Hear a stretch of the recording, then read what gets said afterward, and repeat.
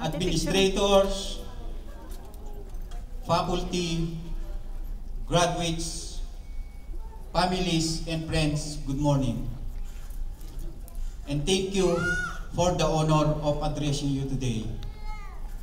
Many of us are leaving St. Paul College of Tarlac with lofty, ambitious goals. A lot of us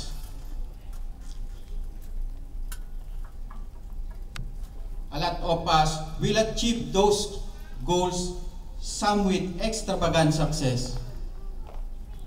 In fact, they secretly counting on you to go out and make things right in this perilous, suffering world and in this deeply troubled nation.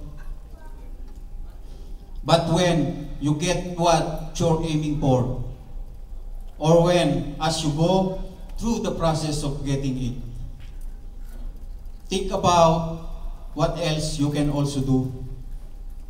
Think about the people. I just described to you how they went beyond their original aspirations.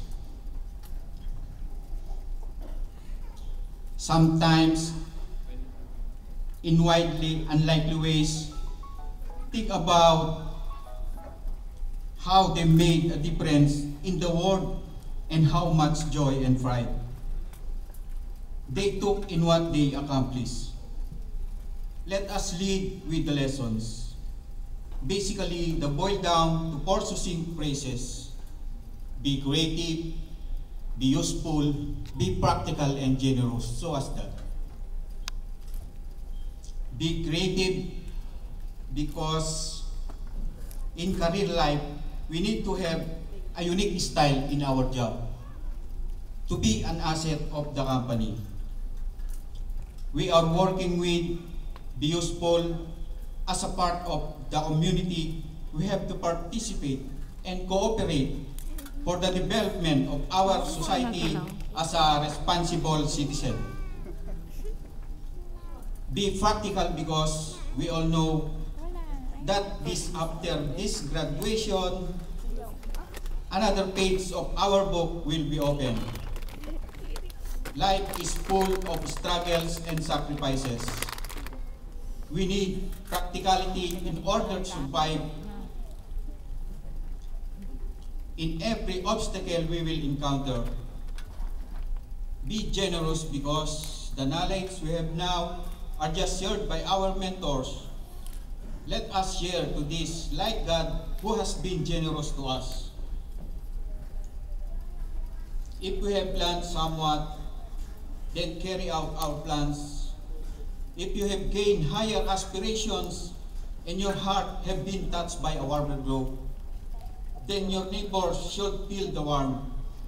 There is no virtue in knowledge, in training, in emotion, or in aspiration, except as you use them in conduct of life. Our responsibility is to contribute something important to the world and to the help ensure that the next generation will benefit from the education we have received. I want you to put in your mind, high motives and noble words, however, are not enough to show one's gratitude. Serious commitment and vigorous action required achieve a positive ends. My dear friends, I encourage you to always think positive. In every up and down we will encounter, there is a bright side for us. I encourage you to throw all negative behavior we have. Don't debate ourselves to the law of man and God, for we dedicate ourselves to the people around us. Let us hold the memories we have shared in our alma mater. Let us apply the values we have learned from our school. Let us use the experiences we have experienced from our teachers. Let us explore the outside world, pride and confidence. Be productive and show them that we are worth the opportunity to grab. As we close the door of being a student, there are windows are open for the new walks of life. But behind everything, let us not forget those important persons. We need to look back at them all the time.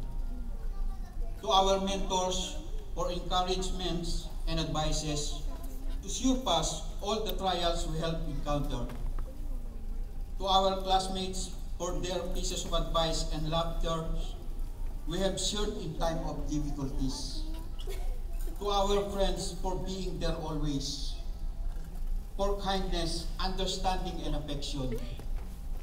To the administrators for their broad understanding and giving us a quality education.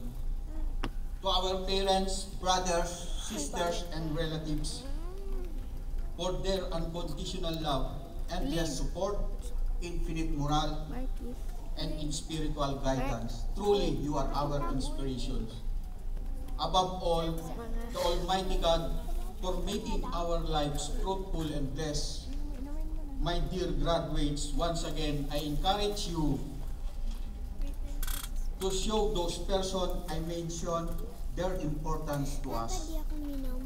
I also encourage you to always look back to our alma mater for shaping and molding us to be competent graduates. My fellow graduates, to close this speech, I want you to put in your mind, when we explore the new world after graduation, we have to be creative, useful, practical, and generous. May we be a productive and fruitful citizen. Thank you and congratulations. Mayari. Thank you very much.